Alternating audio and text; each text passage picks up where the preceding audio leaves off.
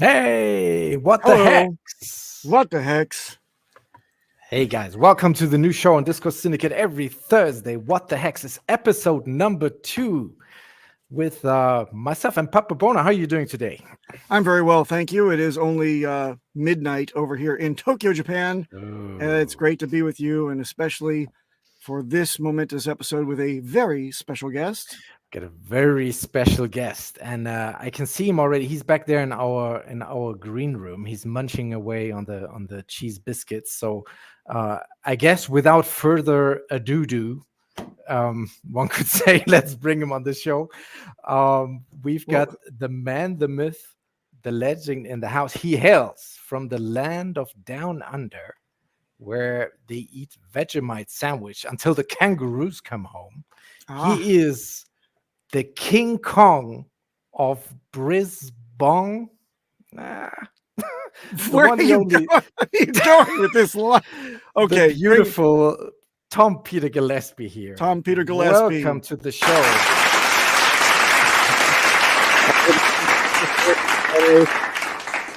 Appreciate it.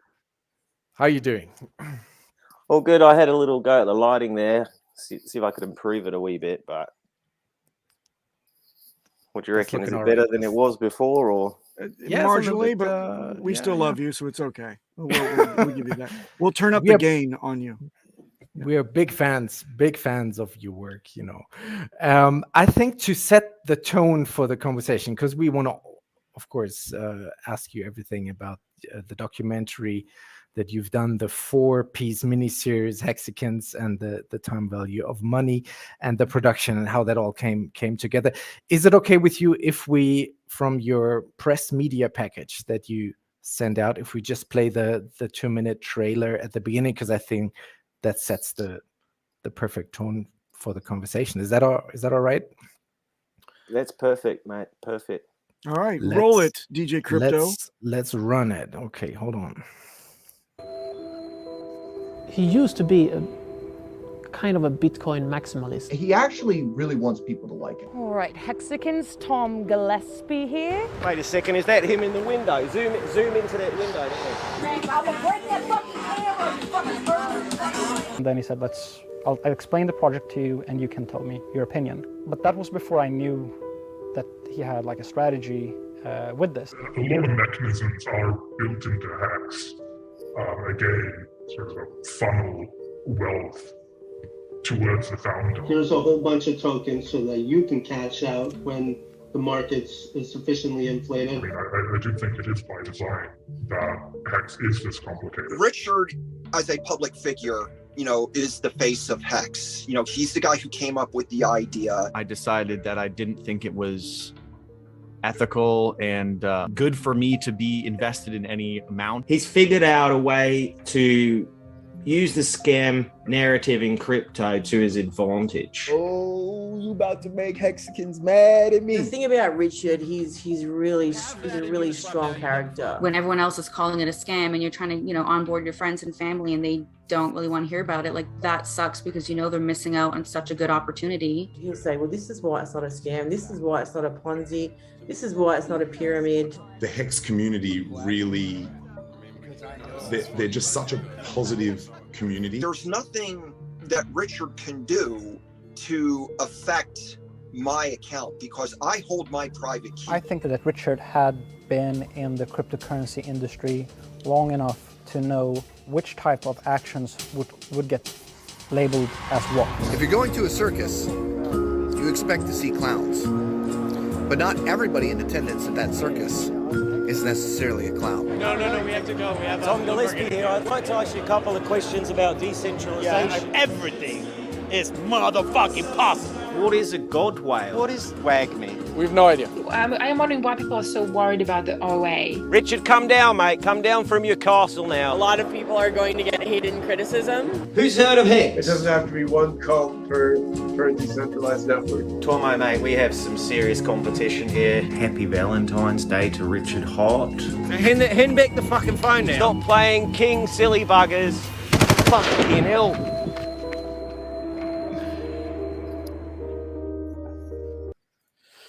Damn, that's so powerful. Very nice.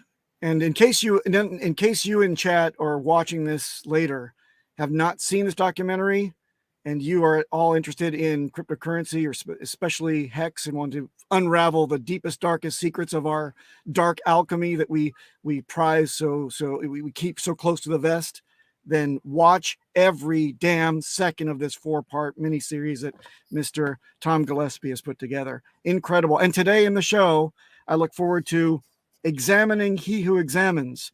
So, Tom, I'm going to set this stage for you.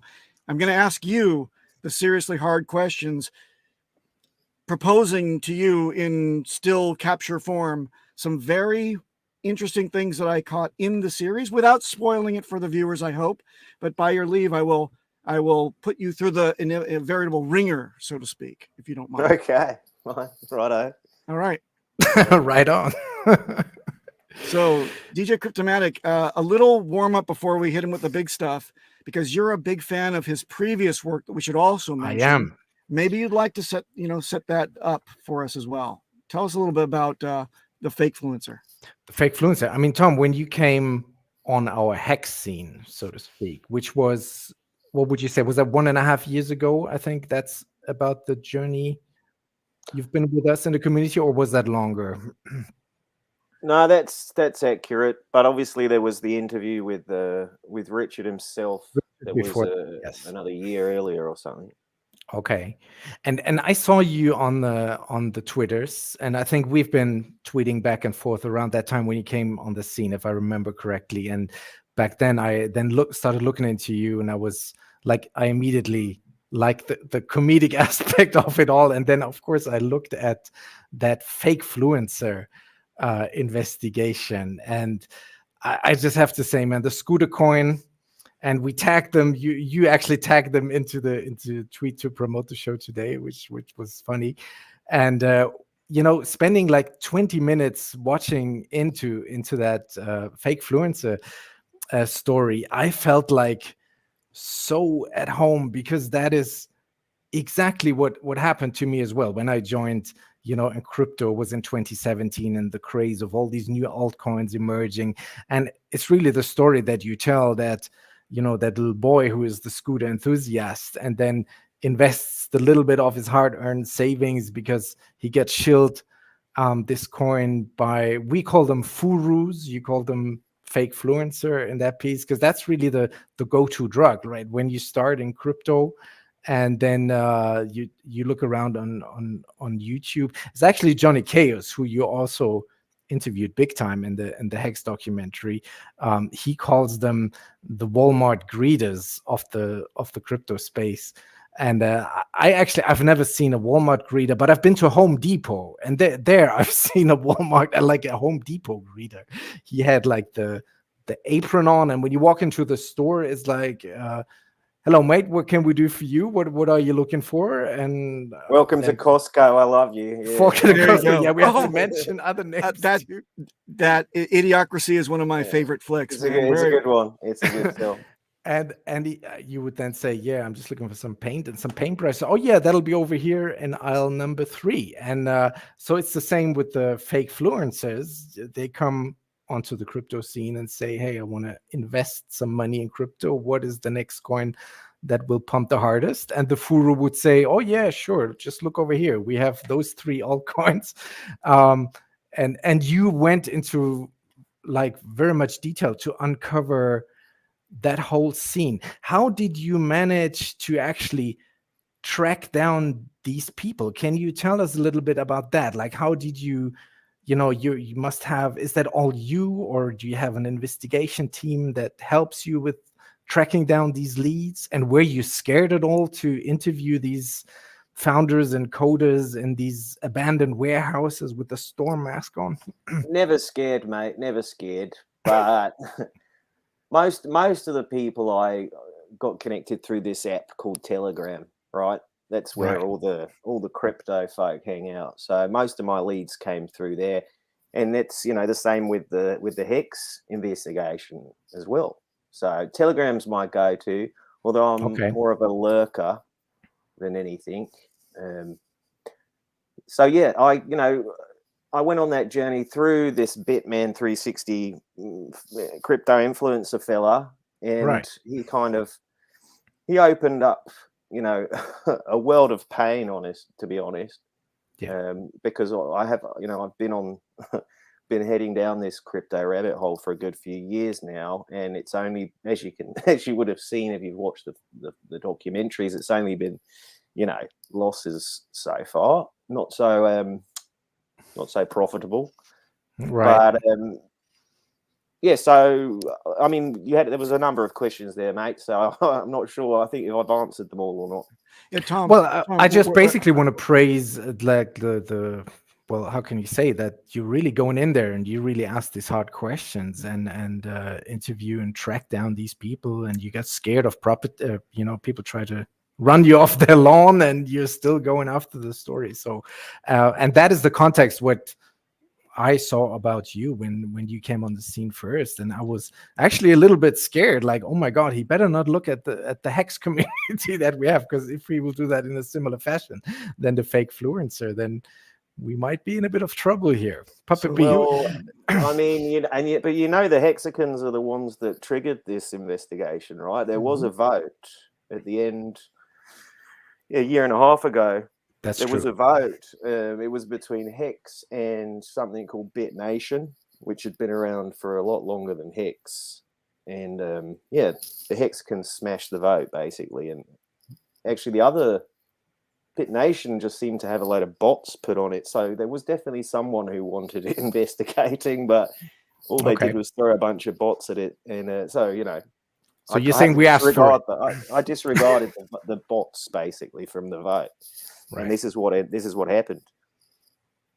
Awesome, excellent. But that said, I was in touch, because obviously I was in touch with a couple of Aussie Hexicans off the back of the interview with Richard Hart. Yeah, and so I did maintain a bit of a conversation with a fella there. I haven't spoke to him for a good long while now, since a year and a half ago or something, because he also had ambitions to make a documentary, which I don't know if he went ahead and did that or not. But so this goes back. You've been lurking effectively in the Hexican chats and making inroads into the community for over 2 years now. Yep. Yeah. So that's what I would call a little bit more than a long lurk.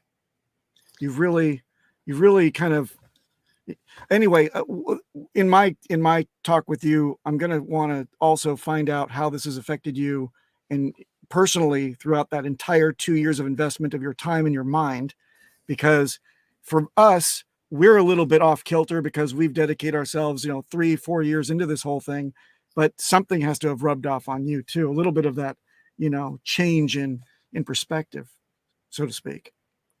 Oh yeah. I mean, I've I've listened to Richard speak quite a bit, and a lot of the things that he has mentioned that are not directly related to Hex, more broader commentary on the crypto space have resonated throughout. So there is I think there's a video on YouTube. I think it's my midway vlog or something.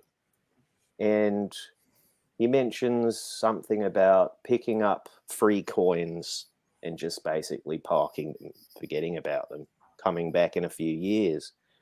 And that's resonated with me, because I think that might actually be the best trading strategy in crypto, to be honest. Just collect all of the crappy coins and just, park them somewhere safe and forget about them. Come back in a few years.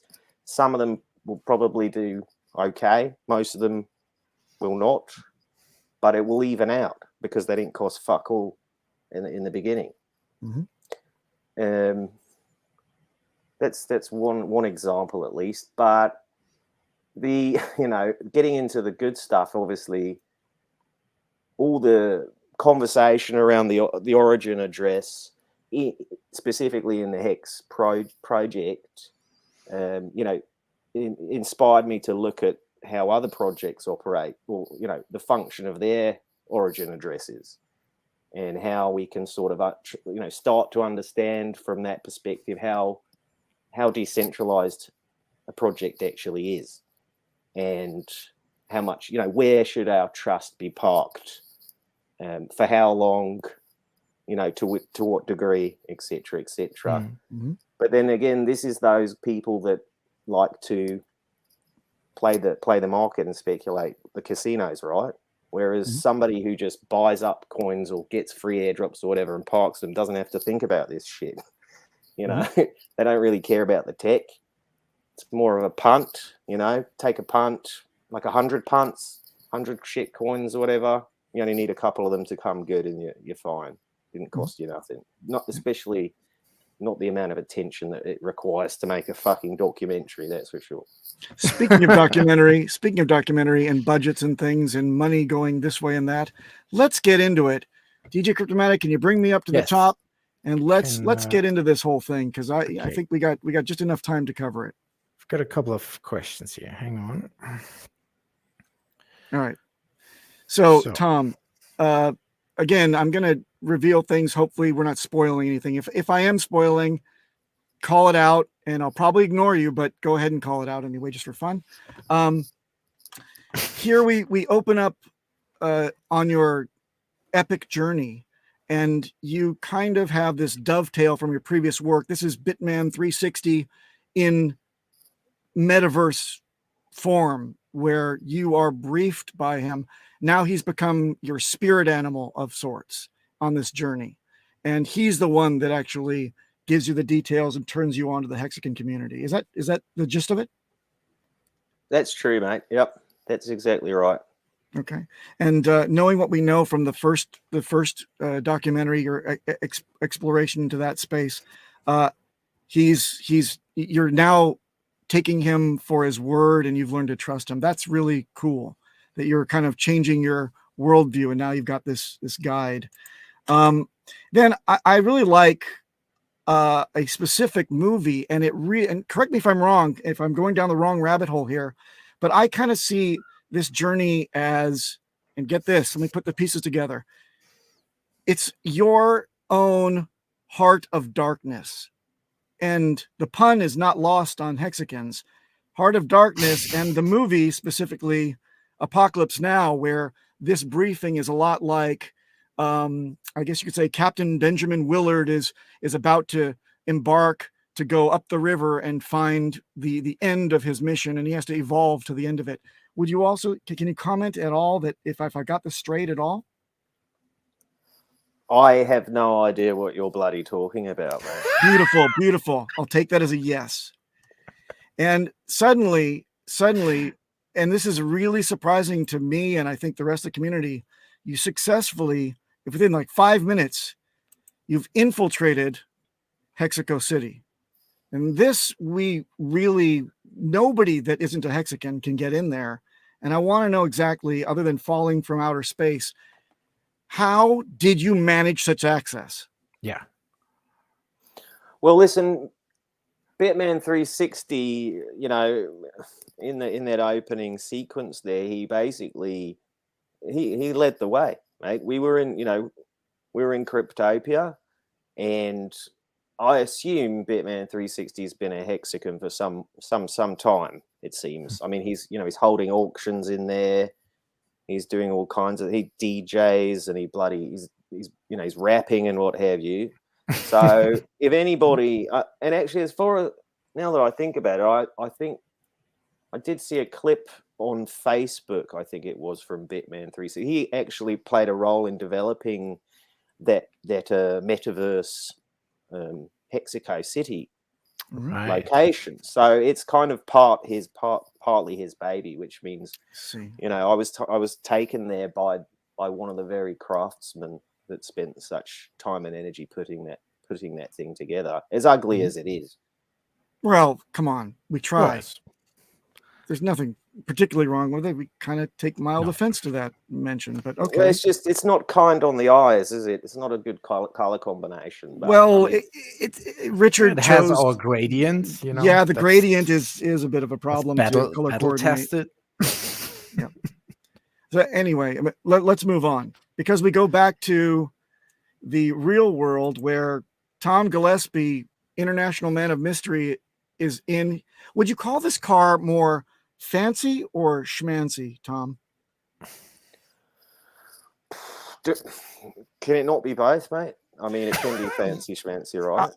Sure. That the duality of the fancy schmancy can be achieved, and it looks to be a Bentley of some strange origin. Yeah. It's 75 years old, that vehicle. It's my great-great-grandfather's. That's amazing. Complete with cassette tape deck, no less. Yeah. I actually I had that put in about 10 years ago. Oh, that's a retrofit. It is, because I have a shitload of tapes, and they're just hanging around the place doing nothing. So I had to make use of them some way. And interestingly, you can actually now get podcasts directly onto tape. Really? Yeah, you can order podcasts on tape. I think it's not Apple, but some sub company of Apple. Okay. Yeah, I'd be a little bit concerned though, because you've got the top of the vehicle is a convertible, and with the sun beating down on you. I remember back in the 70s and 80s when I used to have cassette tapes, you'd leave them in a car like that, and they would just be melted into a taco by the time you got back to them. Were you worried about this type of thing? I wasn't worried about that, mate, because you'll see a glove box in one of the shots there as well. Inside that glove box is temperature controlled unit. specifically worked for keeping my tapes out of the hot Australian sun. Fantastic. Wow. So we move on to we're peering now into your due diligence layer, where I see such things in the background like a full set of the Encyclopedia Britannica and some VHS cassettes. Arguably, there's more efficient ways to kind of get those brought into the 21st century. But why do you depend on such analog type of research equipment? Well, I wouldn't say that they're not antiquated. For example, right. I used Apple iMovie to make the series and to prepare all my edits and sequences and what have you. And that's quite a new piece of technology software. I believe it came out in 2010 or something. And in terms of why I research using books and tapes and what have you, it's because that's just what I have lying around. Okay. So. Very good. Interesting. And then here's something I don't mean to be revealing too much, but this really, when you're setting things up, you get feedback. And this one really, I think, epitomizes the position that I was really interested in you delving deeply into. And that is the fact that people pass judgment, but don't have time to explain why they're negative on something.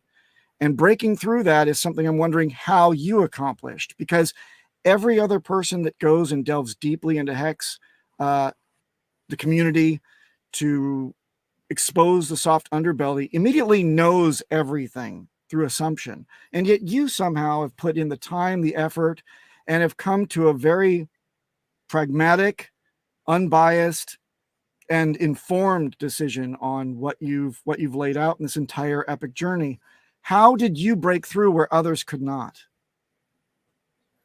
Well, possibly it's because I wasn't, while I began the investigation solely looking at Hex and the Hexican community, I started quickly, picked up on the fact that there's many cryptocurrency communities out there. And so, one starts to see patterns amongst these communities, and that allowed me to sort of broaden my investigatory horizon, if you like, because while it's titled Hexicans and the Time Value of Money, what I realized on my journey was that the questions and the conversations and the scam narratives and what have you that existed upon Hex from whomever, external forces, potentially internal forces, exists within all of these cryptocurrency projects, as along with an OA and all the other baggage that comes with that. And so I started to sort of see that I could place Hex within a broader picture of the crypto space. And I think, again, if you watch the series, I think I've kind of captured that. And yes, this universal term, which is bandied about a lot, is decentralization, because you can't have any of this shit without that. That seems to be like a fundamental core principle of the tech, right? And I guess that's what allowed me to stay neutral and objective, even after trying the product, which really gave me a big fucking headache when it came to getting the opposition to talk, because if they, they're like, why you're staked, you're a Hexican, we're not talking to you. So I had a lot of trouble getting the opposition to pipe up, trying to explain, look, I'm testing the product, and come and talk to me about it. But eventually I managed to find a good few people to talk. But would you say it's fair to say that it was easier to get opposition to talk in the scooter coin production versus the Hex investigation? The scooter coin community is probably about 5 kids in Brisbane City skate. In Brisbane. Brisbane. Yeah, exactly. So that guy, he got stuck in beta or alpha or whatever with his Buttercup 3 device, and you know, he's an entrepreneur. There's many of them out there in crypto land. So sometimes they're just shitty entrepreneurs, and sometimes they're, you know, rug pulls, and it's difficult to tell, especially like, yeah, because you got to trust. You not only got to trust what you see on chain, you got to trust the guy that's telling you what you just saw happen on chain. Mm-hmm. Yeah, you know. So removing that trust element, the human side of things is impossible. But what you're going to end up with is, you know, most projects replacing those individuals with, you know, groups that maybe get larger and larger over time, but eventually destroy themselves, eat themselves from within out. Okay. Like you just said, this kind of segues into the next slide here. By staking, effectively, you become tainted by the outside world. You've now become a true Hexican because you did your research, you understood what was going on, and now you're trying out the staking process. And once you've staked, you've effectively defined yourself, or you've become what we all are, and that is a Hexican. That's all that there really is to it. That's fair for you to say so, but I disagree. So what's the difference then between someone who researches it and participates and sticks with it and commits? You know, what other step do you have to be to become a Hexican? Well, I think you have to have a residential address in Hexco City. And that was a secret. And also, you need to be in the music video. Right. So then that's what I mean when I say there's not actually so many true thoroughbred Hexicans out there. I see. Very good point. Very good. We call them foxicans. Fossikins, yeah. Fossikins, yeah. You fellas have got words for everything, haven't you? But it's pronounced fuck. Yeah. No, and enough of that. Come on now. Respect our less than purebloods. Just quoting Richard. Yeah, I get it. So here we go, Tom. Moving right along. Your first destination is the good old US of A. How did you get this shot? Was this a tracking dolly shot? Was it a crane shot? Was it a kid on the back of his skateboard with an iPhone? How did you get this low angle Tom Ford-esque type of cinematography? It's bloody good shot, isn't it? It's Tomo, mate. Tomo, you know, Tomo was with me, you know, on all of these trips. He's the camera operator. Tommy's the audio guy, but he's never fucking around. He's always, you know, AWOL for some reason, but we won't get into that. Let me try and remember now. I think he had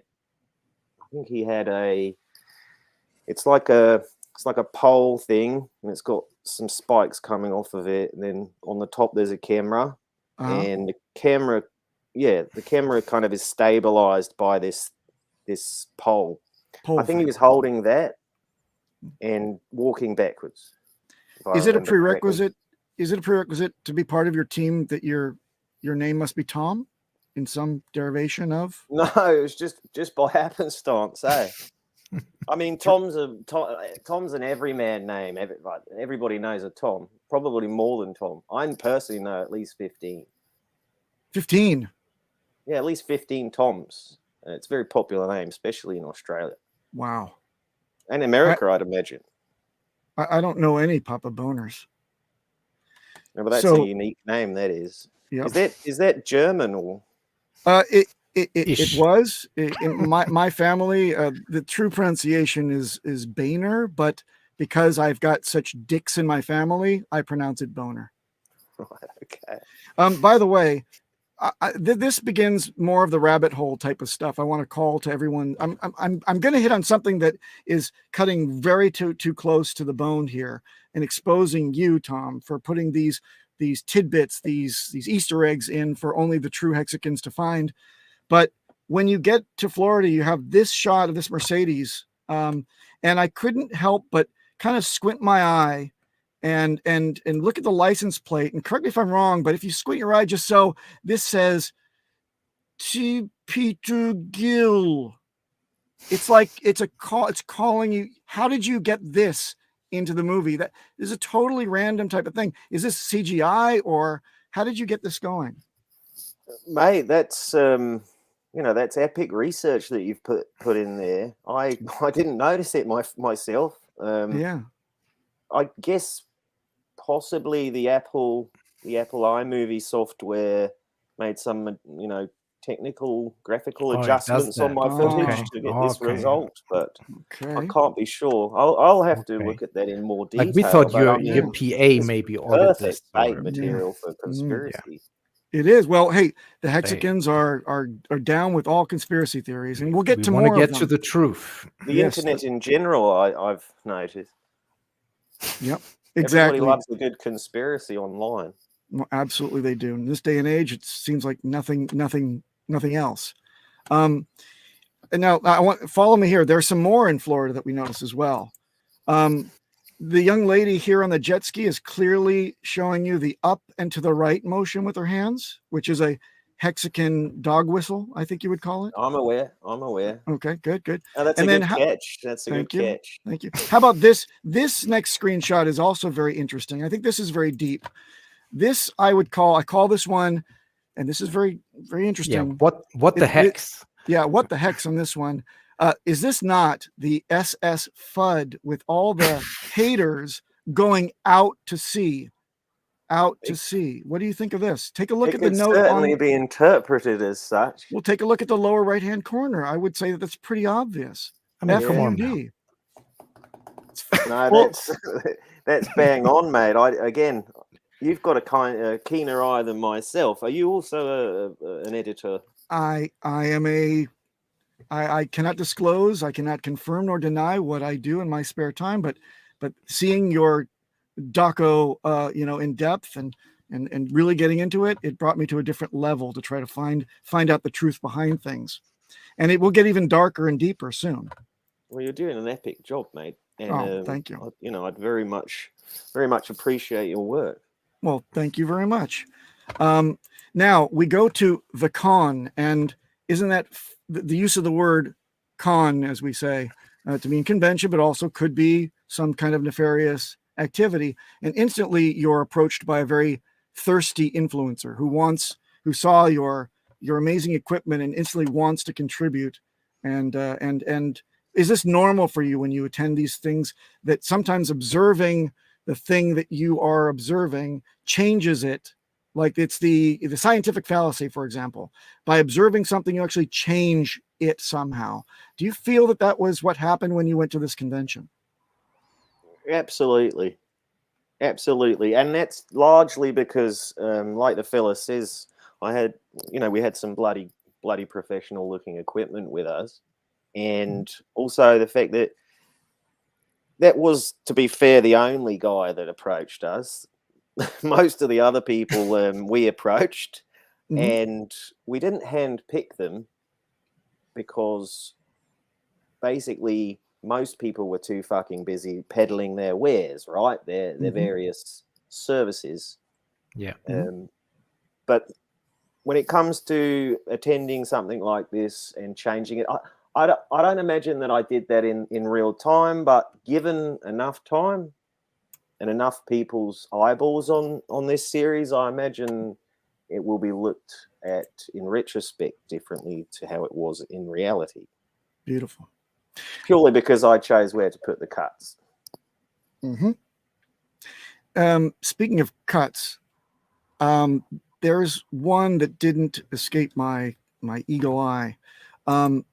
You were seemingly drawn for a couple of shots to this, shall we call it, sensory overload of flamingos, and you were just mesmerized by it. And there's a very strange still in just a couple of frames of action. I noticed that you had this kind of shock and horror filled gaping mouth type of effect on the screen. And I was wondering, I played it back so many times, I couldn't understand what about it was hitting me on a subliminal level. What is Tom trying to give us, the audience? And then I went about enhancing this slowly. And let me show you what I found. You know, I really concentrated on the mouth because it's got the most horror, the curled tongue, the you know, the bottoms of the teeth are exposed completely in an almost yelling fashion. And I see in the back of the mouth, there's something that's kind of appearing, and I enhance further and I go in and it looks kind of like a human form. And I go in even further and I get this kind of screwed up, pixelated, looks almost like the top of a person's head. And finally, in one 36-hour, and it's good that you didn't come in the last show because it took 36 hours to enhance this further. And this is going to shock you.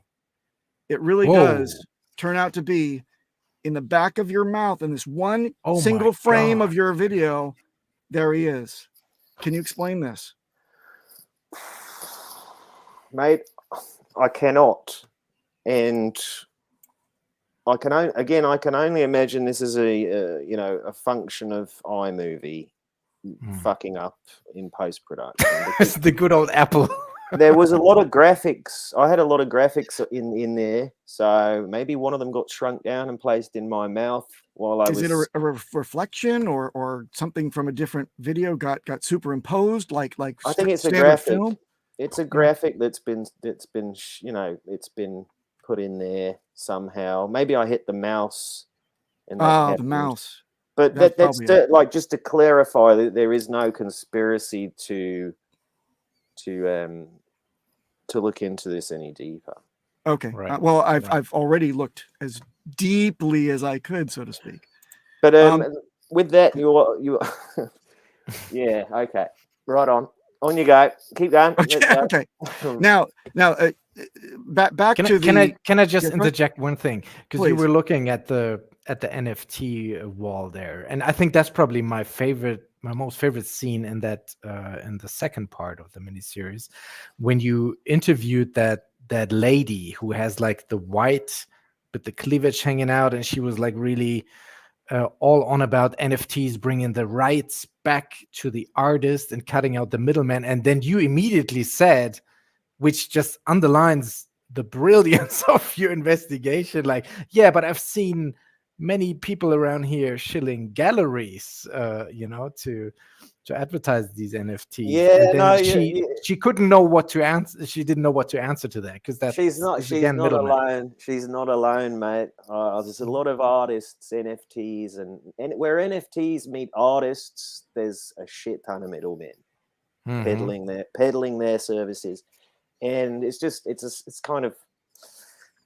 Yeah, it's sad to watch because it's often the younger bunch, right, who get sort of duped into this stuff. But yeah, no, that's a great little interview. That I think her name was Or. She was an artist from Israel, I think. Yeah. Oh, okay.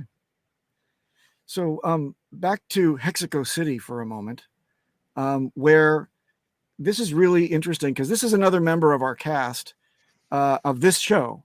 This is the representation in Hexaco City metaverse type of his personage there. You're talking to him at length. His name is Markable Thoughts. He also goes by Land Whales Only One.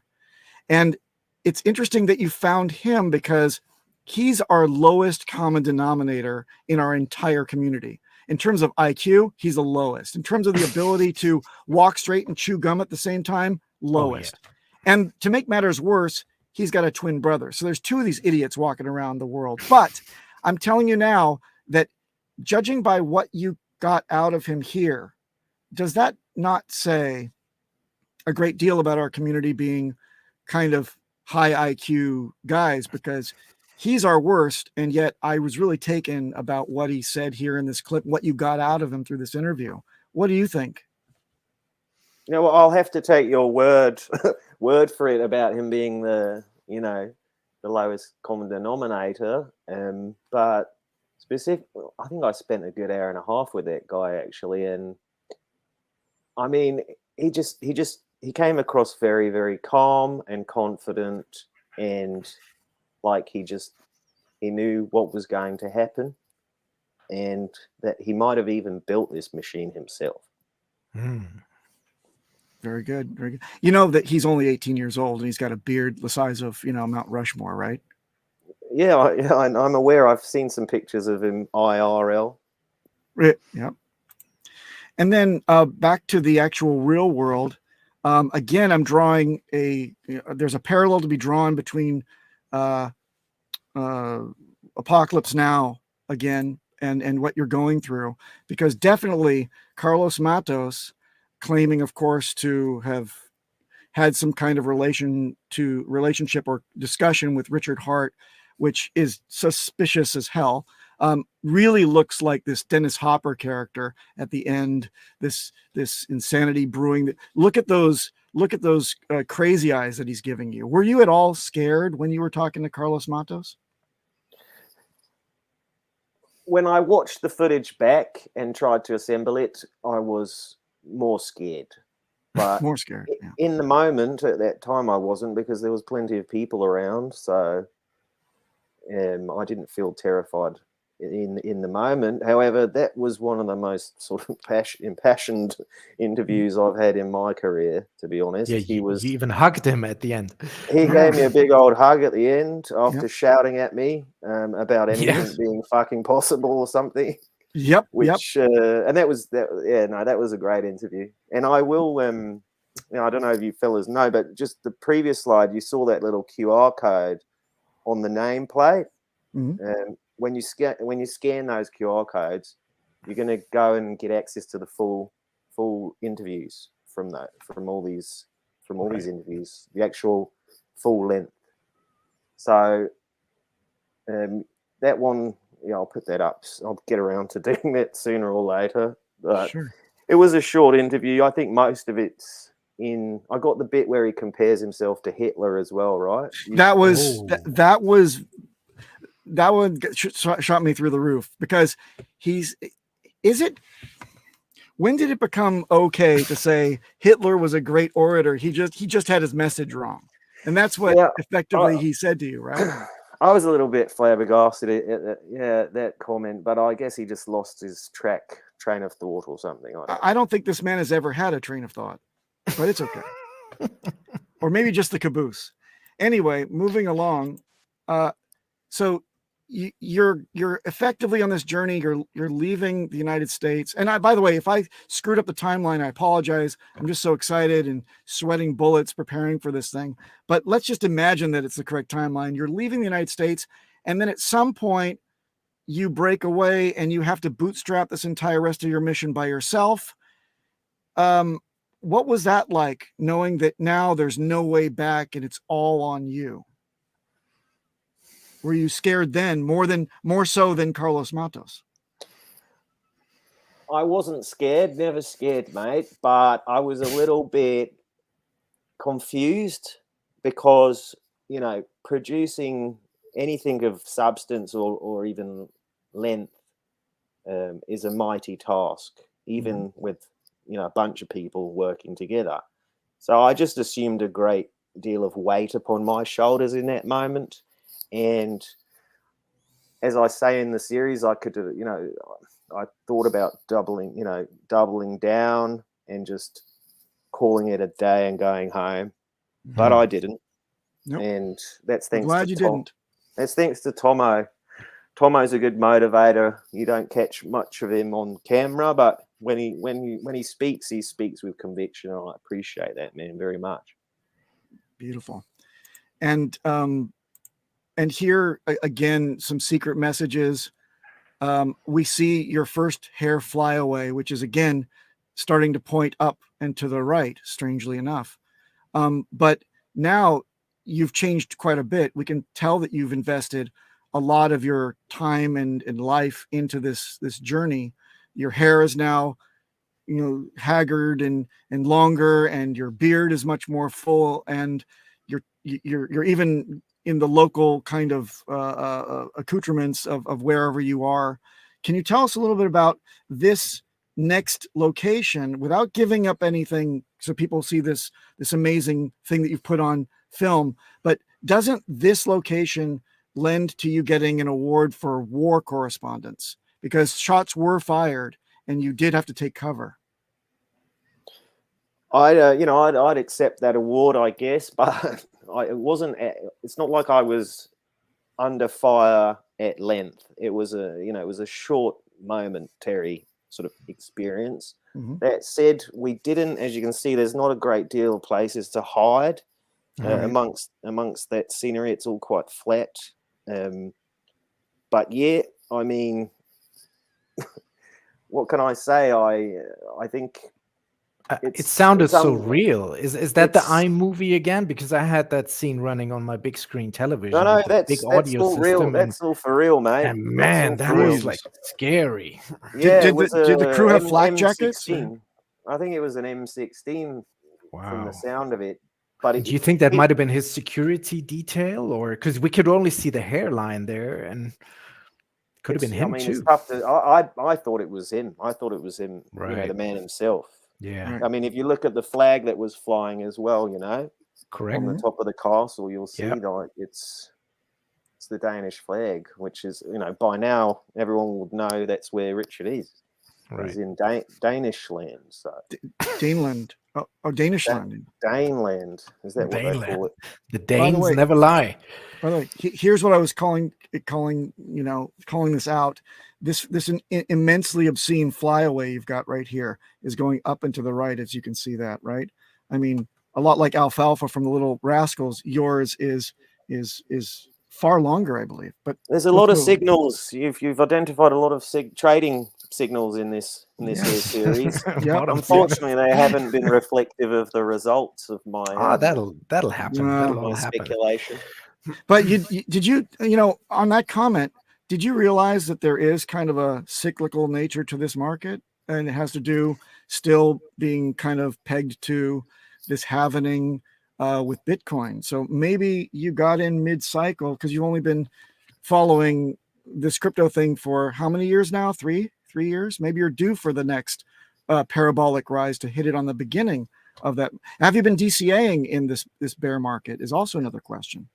I haven't actually. I don't really interact too much with blockchains. I see. I find it cumbersome and annoying. Speaking of annoying, so you got to sit down with Eric Wall, and he's the one person, as you tweeted out, that gave you a negative response to the documentary. I think, and I want to save this for the viewers, because you really pack a wall up in this fourth episode, where you get a vulnerability out of Eric that we've never seen before. He's really been a chief troll from his ivory tower, casting aspersions down on the Hexican community. But you cracked the freaking code with this interview, I got to say. How did you extract such truth from this gentleman here? It must have taken a great deal of effort. I did my homework and I thought long and hard when I was preparing my questions for what I was hoping to extract out of the interview. So just preparation, mate. Mm-hmm. Well, I was shocked to find that the things he doesn't like about Hex have nothing to do with exactly as the code is law, like he always likes to spout. His dislike of Hex is the apparent contribution to society, which he objects to. Do I have that right? From the interview, it certainly could be interpreted that way, mate. Fascinating. This was really a great moment. I mean, in a sea of good moments, this one was probably my favorite. And finally, my final two slides, and I have one bone to pick with you. I want to correct you on something. I can't leave you without doing so. But again, I have to draw that parallel again to Apocalypse Now. It's almost perfect the way you look at the very end of your journey versus you've definitely changed. Captain Willard also has those eyes like he's seen and become horror himself.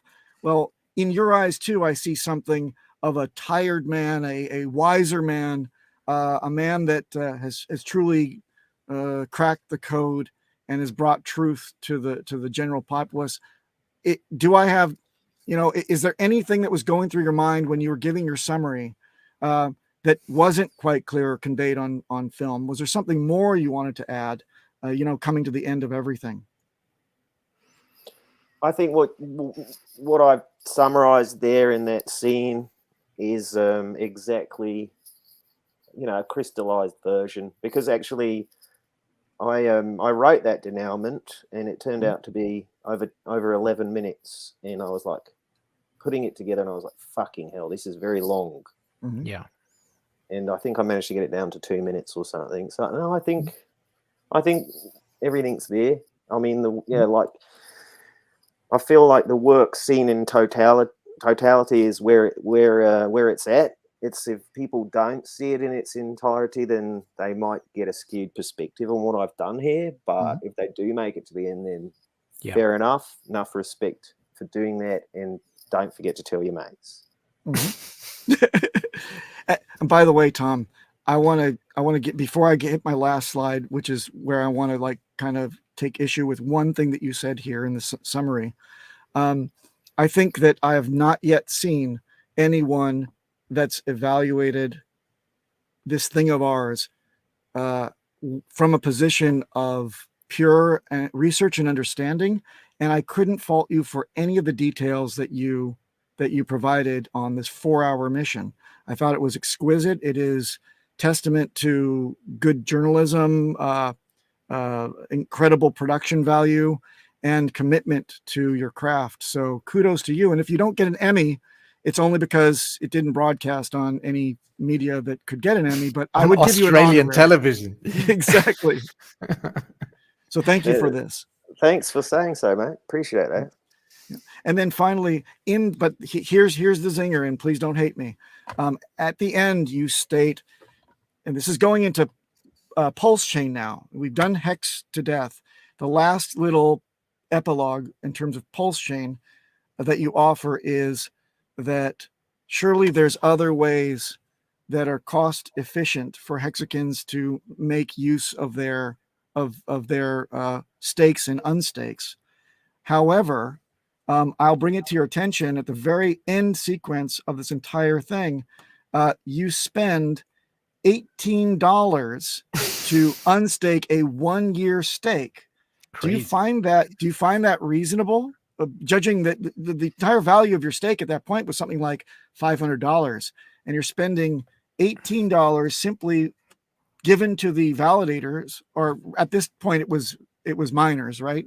So giving this to the miners, do you think that that's A, fair and cost effective, and B, do you still think that there's any way that Hexicans can move their stakes onto any other cost-effective manner? Because my understanding, and I've looked for it, is that there is not. Once you stake, you're committed to the Ethereum blockchain. You cannot send those traditional stakes anywhere else, and you must pay this VIG to the miners, this blood money to the miners, to get out of your stakes. And that is primarily, I believe, why Richard made Pulse Chain, to free us of this.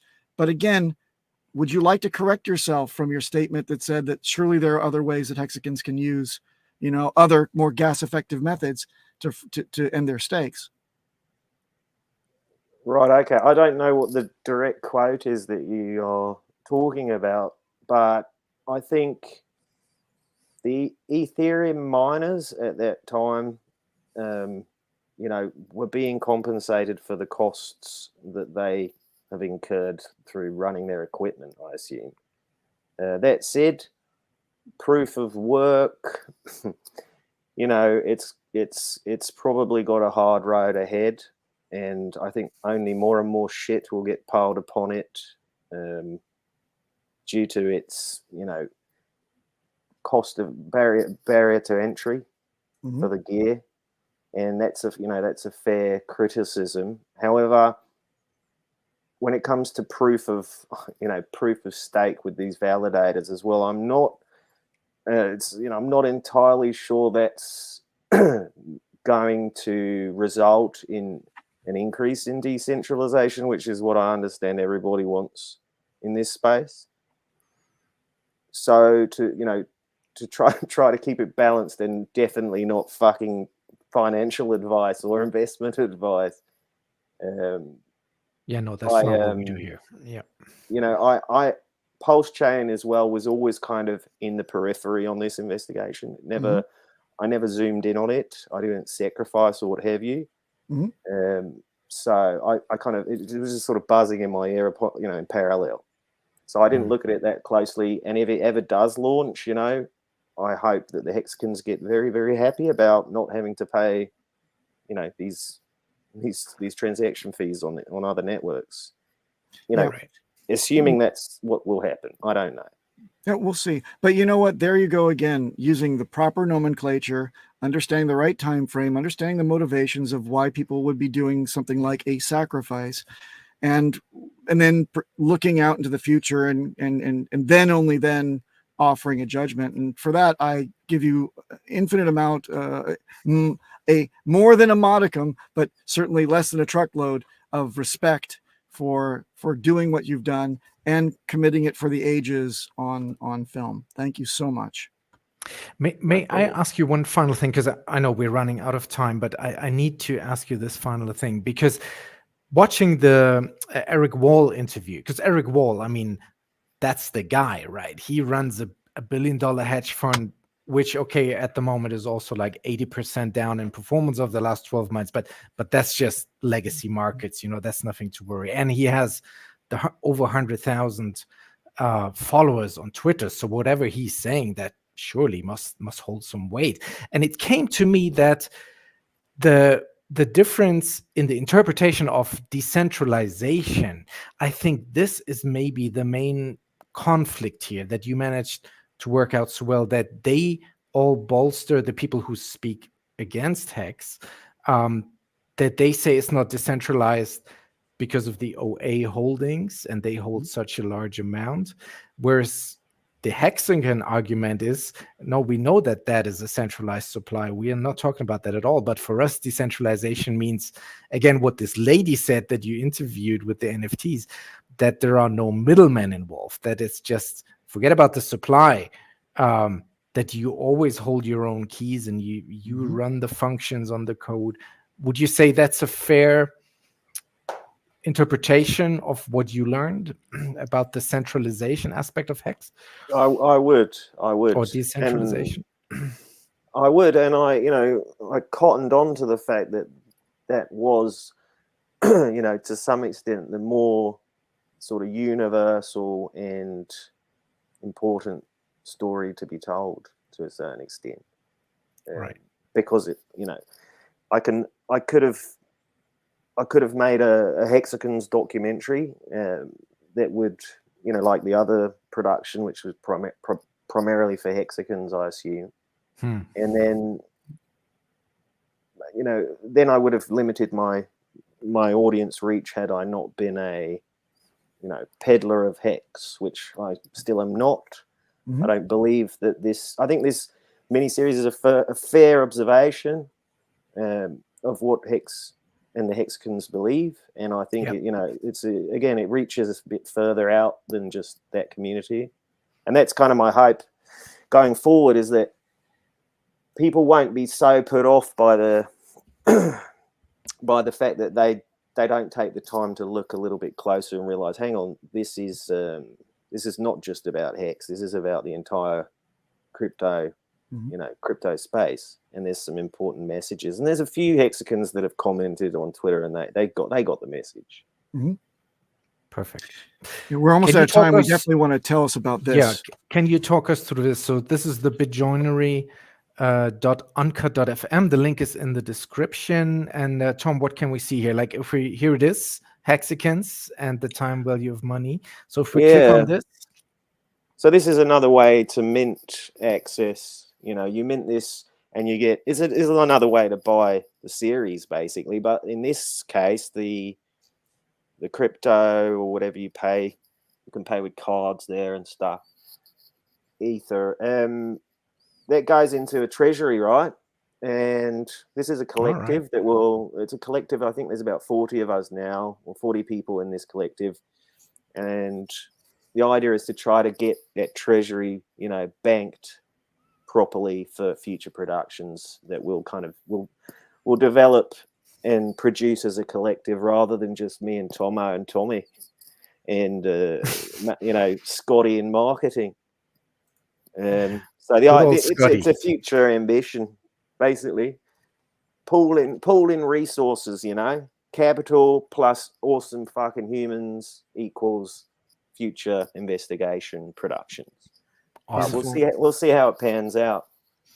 Yep, I'm sure if we have anything to do with it, we'll be there for the next one and help to support you on your next mission if it's dealt with so deftly as this last one was. We look forward to seeing your next one. And that's about all the time that we have, though. Tom, we welcome you to just stick around for our green room. We're actually going to be led out directly to Gonzo's Hexican Barbecue, and the drinks are on. Yeah. Perfect. Cheers, all right. fellas. Thank you. you. Thank you so much for being on the show.